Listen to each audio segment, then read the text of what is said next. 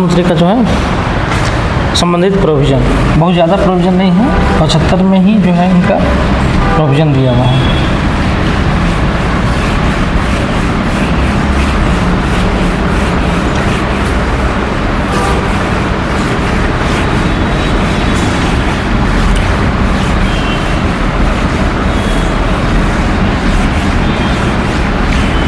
इसलिए बोला जाता है ना कि प्रधानमंत्री परिषद जो है किसके प्रति जो है सामूहिक रूप से उत्तरदायी है। क्वेश्चन पूछ देता है कि मंत्री परिषद सामूहिक रूप से उत्तरदायी किसके प्रति होता है, किसके प्रति? लोकसभा के प्रति। भले जो है मंत्री जो है राज्यसभा का सदस्य बना हो, मंत्री जो है राज्यसभा का कोई सदस्य है और वो मंत्री बना हो तो उसका रिस्पॉन्सिबिलिटी तो भाई राज्यसभा में होता है, लेकिन फिर भी जो है उसका उत्तरदायित्व तो सामूहिक रूप से कहाँ है, लोकसभा के प्रति। लोकसभा में सिर्फ बहुमत का खेल है। सरकार के पास अगर मेजोरिटी है तब तक सरकार टिका रहता है, सरकार के पास मेजोरिटी खत्म, सरकार गिर गया। इसलिए बोला जाता है कि सामूहिक रूप से पूरा का पूरा मंत्रिपरिषद लोकसभा के प्रति जिम्मेवार होता है, क्योंकि बहुमत को वहीं पर साबित करना है। समझ में आया? दूसरा कि जो है व्यक्तिगत रूप से किसके प्रति जिम्मेवार होता है, मंत्रिपरिषद व्यक्तिगत रूप से किसके प्रति जिम्मेदार होता है?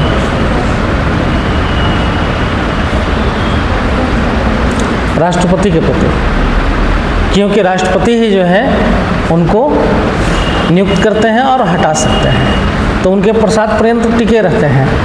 राष्ट्रपति जब चाहे हटा सकते हैं, प्रधानमंत्री की सलाह उसमें आवश्यक है, लेकिन किसी भी मंत्री को हटाना ये राष्ट्रपति के हैंड में होता है। किसी भी मंत्री को नियुक्त करना राष्ट्रपति के हैंड में होता है। तो देखते हैं 5 साल में कई मंत्रियों को हटाया जाता है, फिर नियुक्त किया जाता है, फिर हटाया जाता है, फिर नियुक्त किया जाता है। तो जो है वो हटाना नियुक्त करना जो है राष्ट्रपति के हाथ में। तो ये क्वेश्चन हमेशा पूछता है कि राष्ट्रपति को जो है क्या बोलते हैं मंत्रिपरिषद को या मंत्री जो है व्यक्तिगत किसके प्रति जिम्मेवार होते हैं और जो है सामूहिक रूप से किसके प्रति जिम्मेवार होते हैं। क्लियर? तो ये क्वेश्चन पूछते रहता है बार बार।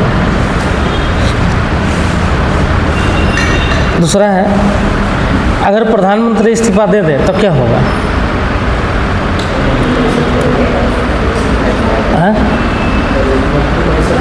पूरा मंत्रिपरिषद भंग हो जाएगा, क्योंकि प्रधानमंत्री, लेकिन मंत्री अगर इस्तीफा दे देगा कुछ नहीं होगा, लेकिन प्रधानमंत्री अगर इस्तीफा दे दे तो पूरा मंत्रिपरिषद भंग हो जाता है और फिर से नए मंत्रिपरिषद का गठन होगा और फिर से उसको बहुमत साबित करना पड़ेगा। समझ में? तो ये जो है ये वही वाला स्थिति है कि जो है इंटरव्यू में फेल हो गए तो फिर से पीटीसी में आना पड़ेगा। ये नहीं कि मतलब इंटरव्यू में फेल हो गए तो इंटरव्यू देना पड़ेगा, फिर से पीटी से फिर मेंस में जाना पड़ेगा, है ना? तो ये सबसे ख़तरनाक चीज़ तो यही है सिविल सर्विसेज में कि पीटी पास कर लिए, मेंस पास कर लिए, इंटरव्यू देने गए और फाइनल मेरिट लिस्ट में 4 नंबर से कम रहे, तो फिर मौका देना चाहिए कि इंटरव्यू जब आएगा तो आप दे लीजिएगा, नंबर आपका वही रहेगा। कितना मेहनत क्यों करवाना? फिर मालूम चला कि जो है कितना लोगों का जो है ना इस प्रोसेस में करियर ख़राब हो गया।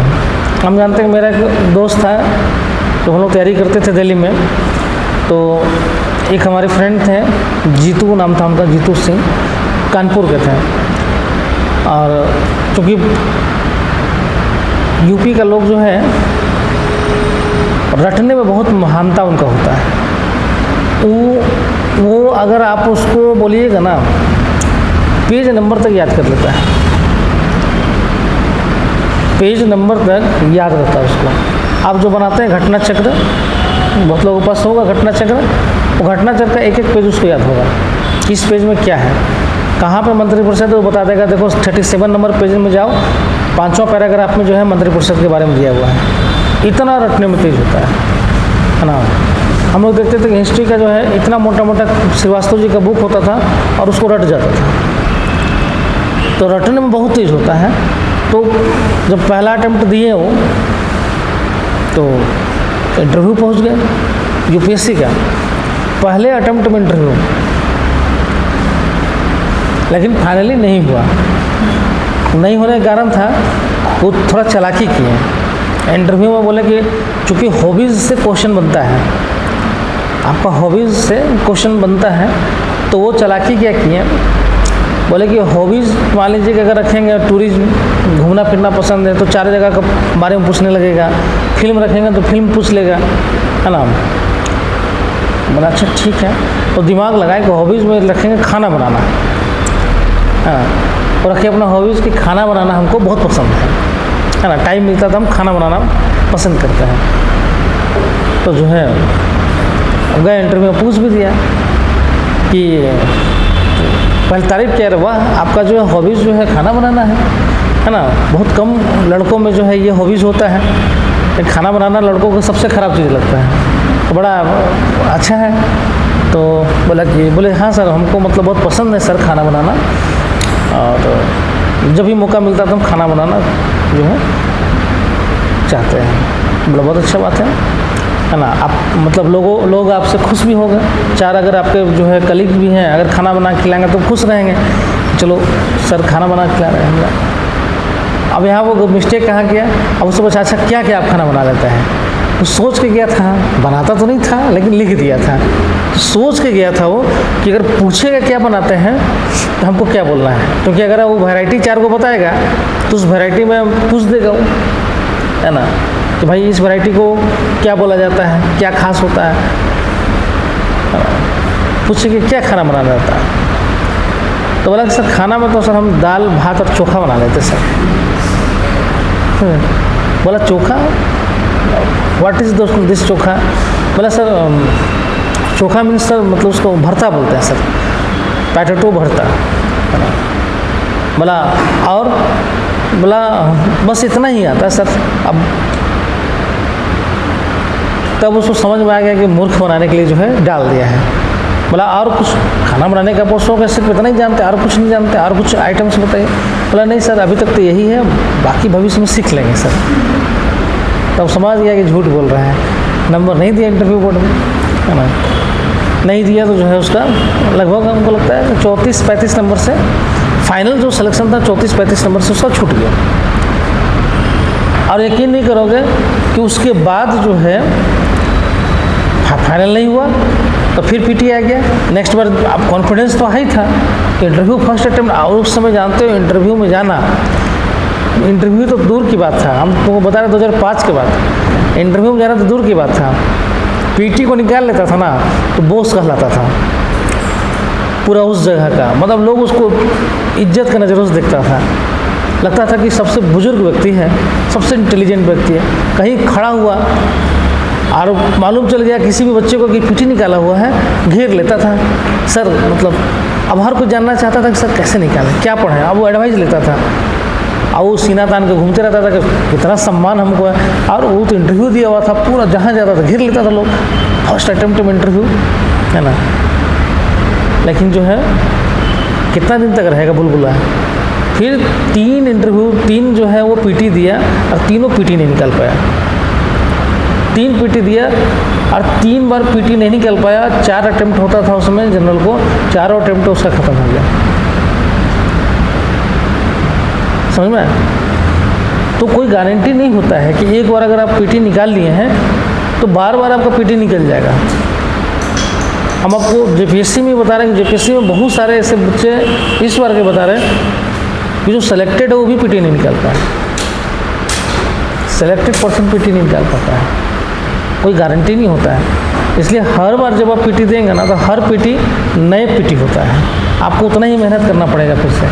तो इस एग्ज़ाम का सबसे खासियत बोलिए या आपके नज़र में जो है वो दानव होगा, राक्षस होगा कि जो है फिर से हमको पीटी की तैयारी करवा रहा है, लेकिन इसलिए होता है क्योंकि आप फिर से अप टू डेट रहिए। इस साल आपने दिया, 1 साल बाद दिया, 2 साल के बाद जब फिर जाएंगे एग्ज़ाम में तो आप तो पुराने हो गए ना, जो आपने पढ़ा, जो चीज़ें आपने जो है किया वो पुराने धर्रे पर चला गया। अब नए तरीके से नया क्वेश्चन रहेगा, आप उस क्वेश्चन के हिसाब से अपने आप को ढालिए। उनका पीटी नहीं होने का कारण नहीं था क्योंकि वो समझ गए कि हमारा तो पीटी की तैयारी हो गया है, हम तो पीटी जो है पूरा मेरा बहुत अच्छा है, पीटी की तैयारी करने की जरूरत ही नहीं है। और वो हमेशा करते रहे मेंस इंटरव्यू का और पीटी नहीं निकाल पाए क्योंकि उनको लगा कि पीटी तो मेरा है। तो हमेशा आपको हर एग्ज़ाम के लिए अलग अलग स्ट्रेटजी बनाना पड़ता है, अलग अलग एग्ज़ाम में अलग अलग स्ट्रेटजी बनाना पड़ता है और उस हिसाब से काम करना पड़ता है। समझ में आया? यही चीज़ें हैं। तो कोई गारंटी नहीं होता है, अगर निकल गया तो अगली बार भी निकल जाएगा, उसके लिए फिर आपको मेहनत करना ही पड़ेगा नई तरीके से। लेकिन ये मदद करता है कि अगर एक बार आपको कॉन्सेप्ट बेसिक अच्छा है तो आपको वो नहीं करना है, बस आपको खाली स्ट्रेटजी बना के प्रैक्टिस करना है, रिवीजन करना है, ये चीज़ें। ठीक है, नेक्स्ट में आते हैं हम लोग प्रधानमंत्री का शपथ।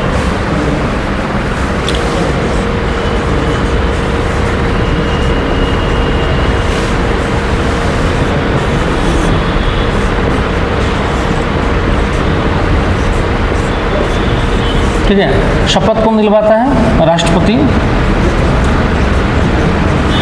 राष्ट्रपति के द्वारा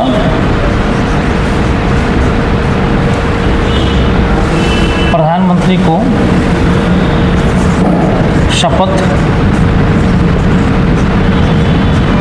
दिलाया जाता है।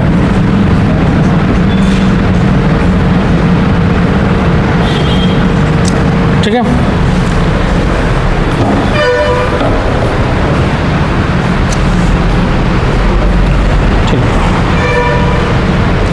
नेक्स्ट है कार्यकाल।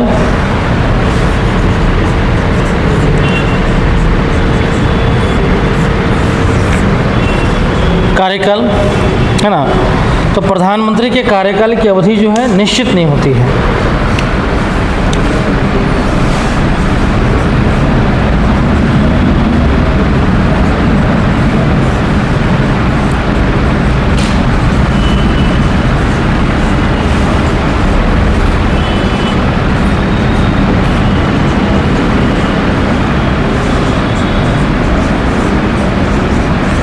निश्चित नहीं होती है। ठीक है, और वे राष्ट्रपति की इच्छा, वो राष्ट्रपति की इच्छा पर ही पद पर बने रह पाते हैं। ठीक है, राष्ट्रपति की इच्छा पर ही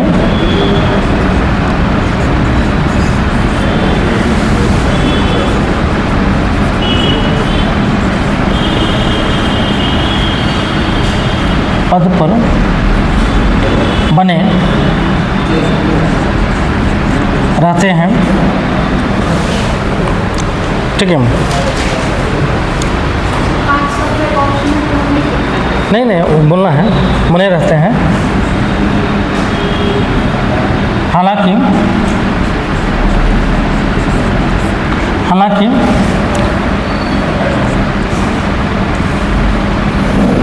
उसके लिए ऐसा लिखो, हालांकि बहुमत की आवश्यकता अनिवार्य है।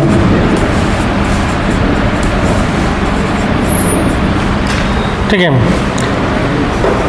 अब देखो इसमें दो चीज़ होता है, हम लोग जो है मिस्टेक करते हैं।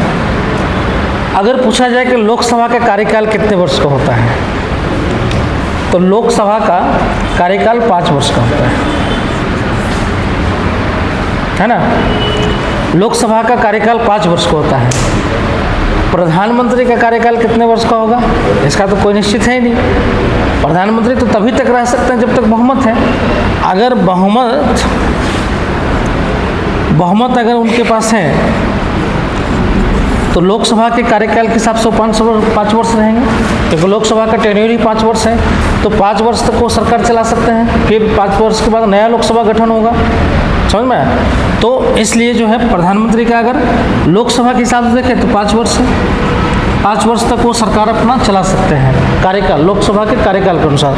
लेकिन जिस दिन बहुमत उनका समाप्त हो गया, बहुमत अगर उनका समाप्त हो गया तो 5 साल के पहले भी तो प्रधानमंत्री बदला जा सकता है, प्रधानमंत्री चेंज हो जाएंगे। बहुमत अगर उनके पास नहीं है तो प्रधानमंत्री क्या हो गए? प्रधानमंत्री कार्यकाल मान लीजिए 2 साल तक चलाया और बहुमत नहीं रहा, तो 2 साल इनका कार्यकाल हो गया, तो निश्चित तो है नहीं। निश्चित तो तब होगा जब बहुमत है, लेकिन कोई जरूरी तो है नहीं कि बहुमत सबको आएगा। अगर निश्चित होगा तो अगर मान लीजिए कोई बीच में चला गया तो भी वो बनकर रह सकता है। निश्चित का मतलब ही होता है ना। निश्चित अगर है तो फिर मान लीजिए किसी वजह बहुमत हो या ना हो, कार्यकाल वो 5 साल पूरा करके जाएंगे, एक बार चुन के आ जाना चाहिए। राष्ट्रपति की जैसा नहीं ना है कि राष्ट्रपति का एक बार चुनाव हुआ और एक बार उनका बहुमत, उनका कार्यकाल निश्चित है कि वो 5 साल तक रहेंगे। एक बार चुनाव हुआ, चुनाव में बहुमत उनको अब मिला और वो 5 साल में कभी साबित नहीं करते हैं, 5 साल में उनको कभी साबित नहीं करते हैं और 5 साल उनका टेन्यूर निश्चित है, तो 5 साल तक रहेंगे जब तक वो बीच में कहीं मर न जाए या फिर कुछ हो न जाए, तब तक वो उनका कार्यकाल रहेगा।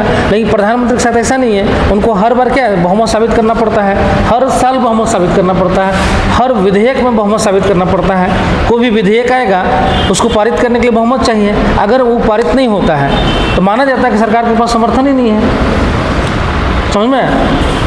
अगर कोई विधेयक आया और वो पारित नहीं हो पाया तो सरकार के पास बहुमत नहीं है, सरकार गिर सकता है। तो उनके ऊपर तो हमेशा तलवार लटका रहता है कि आपको हमेशा बहुमत कम हो सकता है, कोई समर्थन खींच ले। जैसे मान लीजिए बहुमत कैसे कम होगा, अभी सरकार गठन हुआ है मोदी जी का, तो बीजेपी का उसमें कितना है, 240 सीट है, बाकी अदर्स पार्टी का है। कल को दिन में नीतीश कुमार चले जाए कांग्रेस के साथ, कल को डेट में टीडीपी चले जाए कांग्रेस के साथ, तो सरकार तो गिर गया। तो प्रधानमंत्री जो मोदी जी को नियुक्त किया गया, अब मान लीजिए गिर गया सरकार 2 साल 1 साल में, तो फिर उनका कार्यकाल 1 साल हो गया, फिर नया सरकार बन के आएगा, यही होगा ना। फिर मान लीजिए कि उधर चले गए तो उधर से मिला जुला सरकार बना लिया। तो ये डिपेंड करता है बहुमत पे।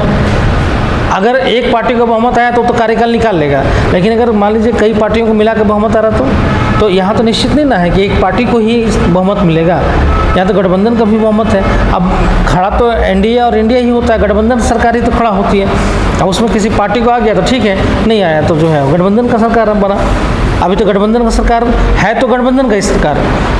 पिछले जो है अगर हम लोग 1999 से देखें तो 1999 से गठबंधन सरकार ही बन रहा है। अटल बिहारी वाजपेयी के समय में जो है एनडीए गठबंधन बना, फिर 2004 में जो है यूपीए सरकार आया, वो भी कई दलों का गठबंधन था। फिर 2014 में मोदी जी का भी एनडीए सरकार ही आया, है ना, क्योंकि गठबंधन के भी तो लोग उसमें मंत्री थे, तो गठबंधन की सरकार था, भले बहुमत उनको आ गया एक पार्टी को। 2019 में भी गठबंधन सरकार था, 2024 में भी गठबंधन सरकार है। तो डिपेंड करता है कि सरकार, जैसे मान लिया अटल बिहारी वाजपेयी के समय प्रधानमंत्री नियुक्त हुए, 13 दिन में जो है सरकार गिर गया, फिर 13 महीना में सरकार गिर गया, तो 13 दिन का कार्यकाल हो गया, 5 साल तो निश्चित नहीं था। तो 13 दिन में सरकार गिर सकता है, 13 महीना में भी गिर सकता है, समझ में, और 60 महीना भी चल सकता है। तो निश्चित नहीं है, वो डिपेंड करता है उनको बहुमत है या नहीं है। क्लियर?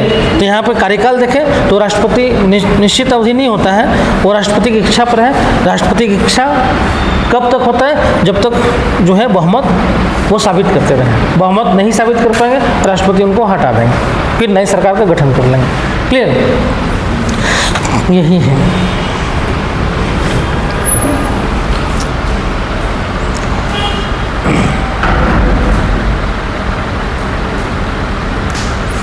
उसी में नीचे लिख लो, जब तक प्रधानमंत्री को लोकसभा में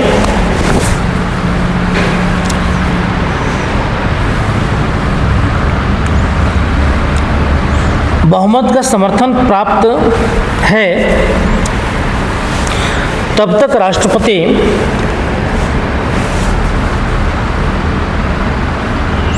उसे बर्खास्त नहीं कर सकते।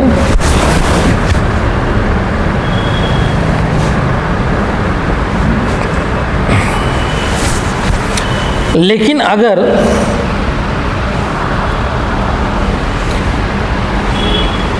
अगर वह लोकसभा का विश्वास खो देते हैं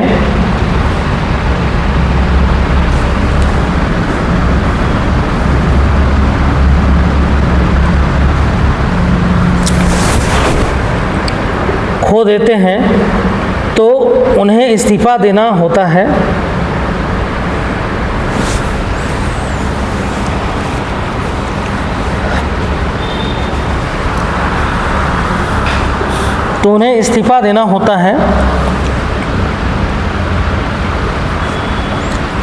या राष्ट्रपति उसे बर्खास्त कर सकते हैं।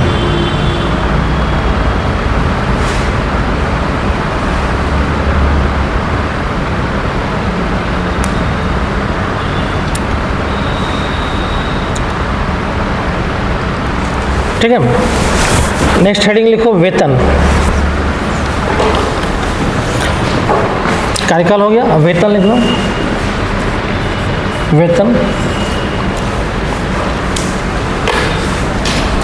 तो प्रधानमंत्री का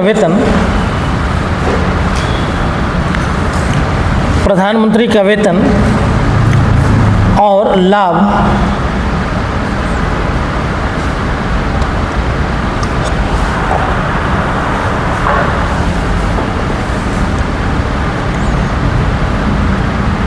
समय समय पर संसद द्वारा निर्धारित किए जाते हैं।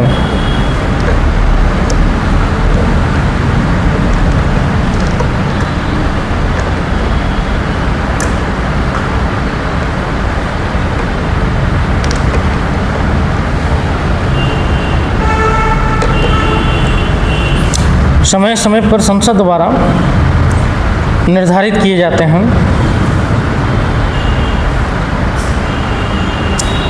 और इसमें संसद सदस्य को दिए जाने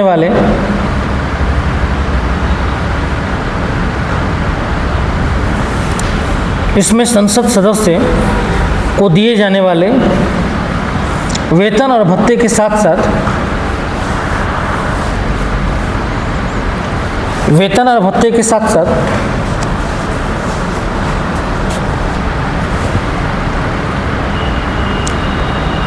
अतिरिक्त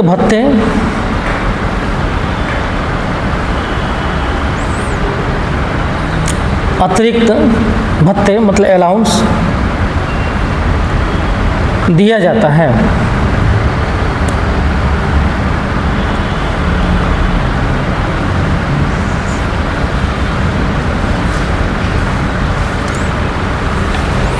ठीक है, ये जो है अतिरिक्त जो है उनको जो है अतिरिक्त भत्ते में जो है आवास, आने जाने, टेलीफोन, चिकित्सा, है ना, ऑफिस खर्च, ये सब बहुत सारा मिलता है। हाँ, तो पहुंच जाता है 3.5-4 लाख रुपए तक सब लेते। आएंगे संचित निधि पे, अभी आएंगे। अब हम लोग संसद में पहुंचेंगे ना, तब संचित निधि वहाँ पे बताएंगे। संचित निधि बस ऐसे ब्रीफ कर दे रहे। संचित निधि जो है वो देश का जो है अकाउंट है ना, जहाँ पे सारा धन जो है जमा होता है। समझ में, जितना टैक्सेशन से पैसा आता है वो सब संचित निधि में पहुँचता है। 2 अकाउंट होता है, एक संचित निधि होता है, एक पब्लिक अकाउंट लोक लेखा निधि होता है। तीसरा भी होता है आकस्मिक निधि।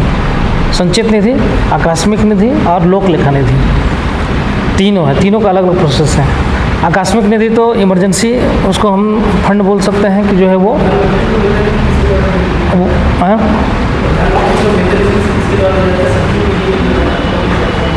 हाँ सबका संचित निधि से जाएगा। हाँ, मतलब ये भारित नहीं है। भारित जो होता है ऑटोमेटिक चला जाता है। ये जो है ये आपको इसको खर्च को निकालना पड़ेगा। जो भी संसद वगैरह को पैसा दिया जाए, पैसा वहीं से खर्च होता है। सारा पैसा खर्च जो है वहीं से होगा। जो बजट में प्रोविज़न होता है, वो बजट में जितना भी खर्च होता है वो कहाँ से निकाला जाता है? संचित निधि से। इसीलिए तो वहाँ पे पास किया करना होता है। संचित निधि से पास करने के लिए आपको विनियोग विधेयक लाना पड़ेगा। बिना जो है विनियोग विधेयक के माध्यम से संचित निधि से पैसा 1 रुपया नहीं निकाल सकते हैं। और विनियोग विधेयक लाने का मतलब है कि आपको 1 रुपया भी निकालने के लिए लोकसभा से परमिशन लेना पड़ेगा। बिना लोकसभा के परमिशन के आप 1 रुपया संचित निधि से नहीं निकाल सकते, इसलिए नियंत्रण होता है।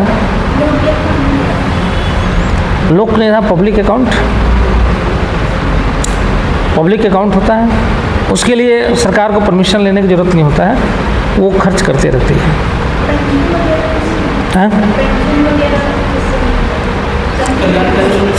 सब कुछ जो खर्च जो होगा ना वो संचित निधि में ही आता है।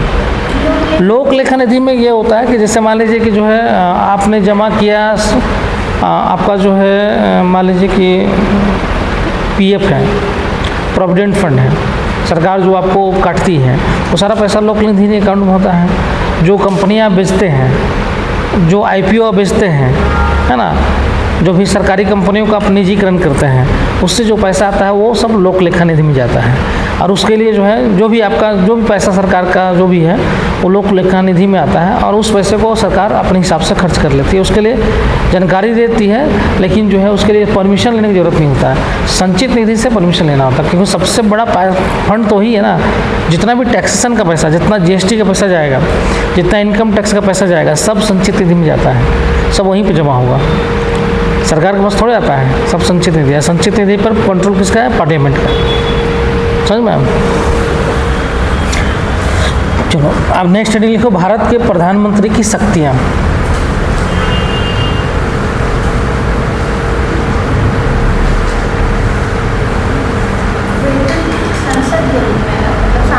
सांसद के रूप में वेतन मिलता है, बाकी वो प्रधानमंत्री के रूप में उनको अन्य जो है भत्ता मिलता है, अलाउंस मिलता है, वो बहुत मिलता है। वो सब आने जाने का फ्री में, है ना, उनके लिए जहाज़ का खर्चा भी है ना, खाने का खर्चा भी है। जो भी जहाँ भी जाएंगे जो खर्च करेंगे वो प्रधानमंत्री के रूप में करते हैं। देखो हेडिंग लिखो, प्रधानमंत्री की शक्तियाँ। उसमें लिखो, भारत के प्रधानमंत्री की शक्तियों को, भारत के प्रधानमंत्री की शक्तियों को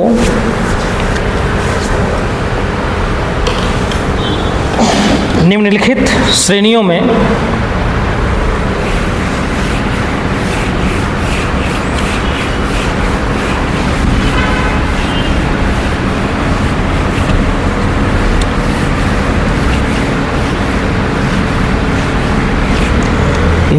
श्रेणियों में विभाजित किया जा सकता है।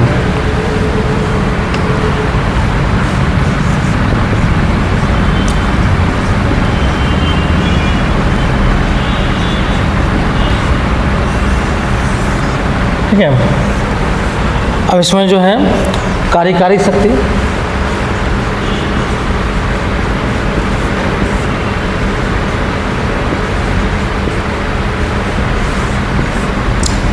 विधायी शक्ति,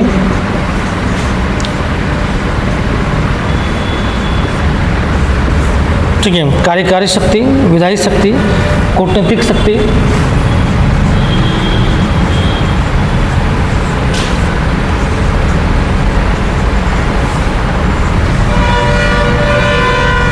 आपातकालीन शक्ति,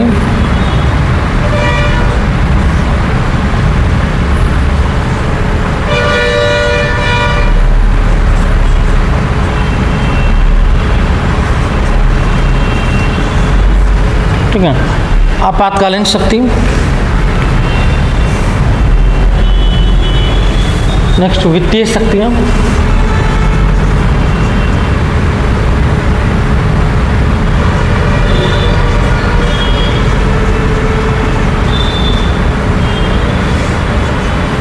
और एक और है नियुक्ति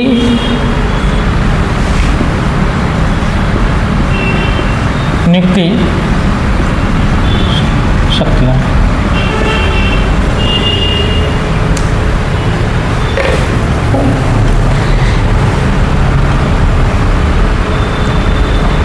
पहला उसमें लिखिए कार्यकारी शक्ति।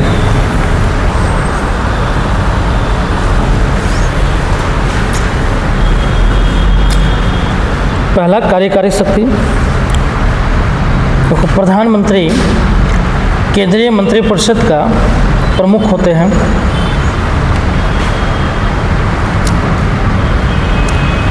प्रधानमंत्री केंद्रीय मंत्रिपरिषद का प्रमुख होते हैं।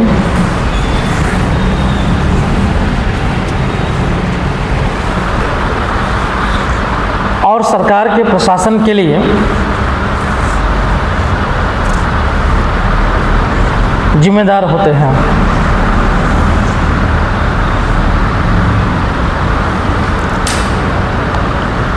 सरकार के प्रशासन के लिए जिम्मेदार होते हैं।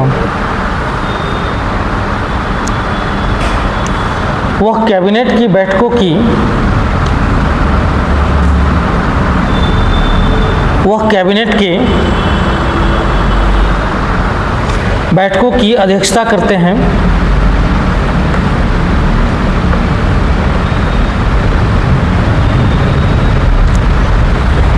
और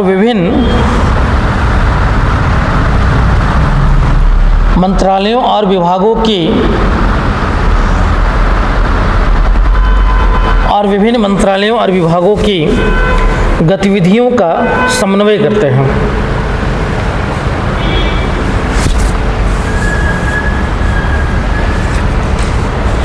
विभिन्न मंत्रालयों और विभागों की गतिविधियों का समन्वय करते हैं।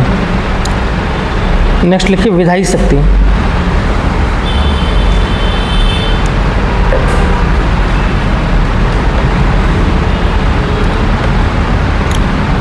कि प्रधानमंत्री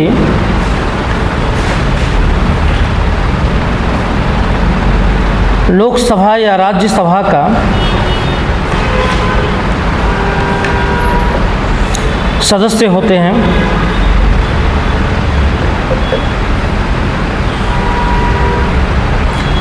और किसी भी सदन की कार्यवाही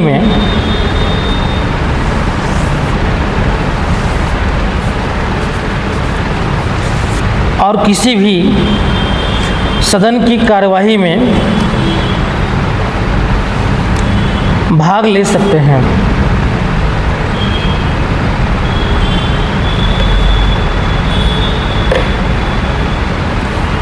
वह संसद सत्र बुलाने और स्थगित करने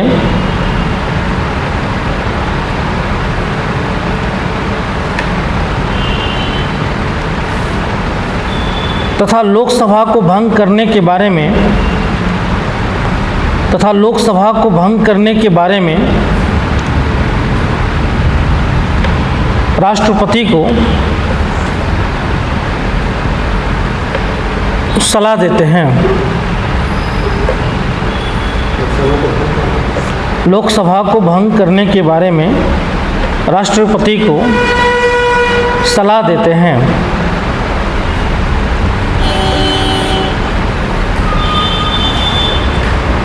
नेक्स्ट कूटनीतिक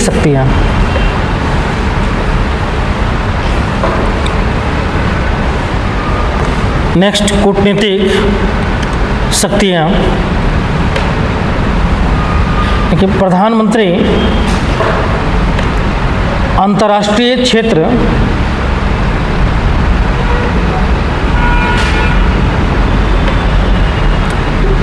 में भारत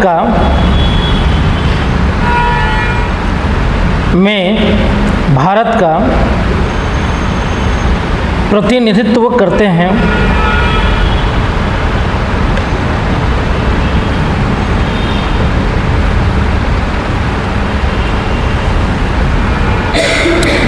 वे विदेशी राजनयिकों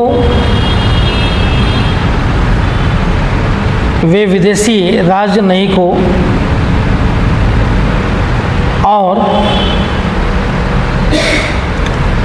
गणमान्य व्यक्तियों का स्वागत भी करते हैं और गणमान्य व्यक्तियों का स्वागत भी करते हैं। वो राष्ट्रपति की ओर से विदेशी राजनयिकों और गणमान्य व्यक्तियों का स्वागत भी करते हैं।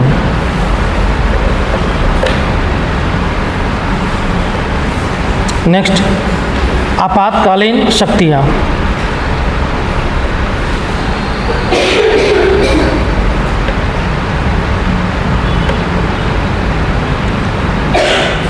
राष्ट्रीय आपातकाल के समय